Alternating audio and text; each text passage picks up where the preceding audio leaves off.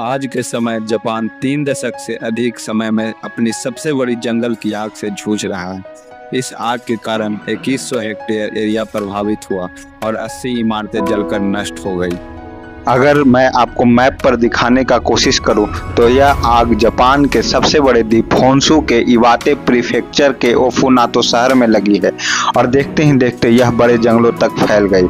अच्छी बात यह रही कि 5 मार्च बुधवार को लगातार बारिश से आग को फैलने से रोकने में मदद मिली है।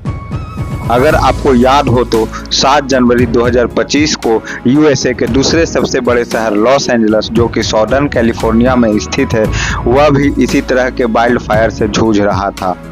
इस वाइल्ड फायर ने 37,000 एकड़ से अधिक क्षेत्र और 10,000 से अधिक घरों को नष्ट कर दिया था। कुछ अखबारों के मुताबिक इस वाइल्ड फायर से लॉस एंजलस काउंटी को $250 बिलियन से ज़्यादा का नुकसान होने का अनुमान बताया है, जो कि मिडिल ईस्ट के सबसे अमीर देश कतर के जीडीपी से भी ज़्यादा है। आग की शुरुआत प्रमुख रूप से डाउनटाउन एलए से 20 माइल वेस्ट पैसिफिक पैलिसेड और डाउनटाउन एलए के नॉर्थ ईस्ट इटॉन फायर से हुआ और देखते ही देखते यह आग भयावह रूप ले लिया।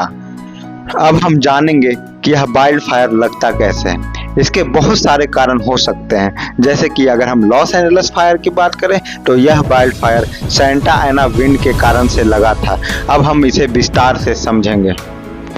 अगर आप यूएसए के वेस्ट कोस्ट पे देखेंगे तो वहाँ पे आपको 2 माउंटेन रेंज मिलेगी, पहला रॉकी माउंटेन और दूसरा सायरा नेवाडा रेंज, और उसके बीच में आपको मिलेगा अमेरिका का सबसे बड़ा डेजर्ट ग्रेट बेसिन डेजर्ट, जो कि जनरली हाई प्रेशर एरिया माना जाता है। जब वहाँ से हवा लो प्रेशर एरिया यानी लॉस एंजलस बेसिन की ओर जाता है तो विंड कंप्रेस्ड के साथ साथ हीटअप भी हो जाता है और इस हवा में ह्यूमिडिटी 20% से भी कम होता है, जो वेजिटेशन को ड्राई कर देता है, जो कि आग फैलने का एक इम्पॉर्टेंट फैक्टर बनता है।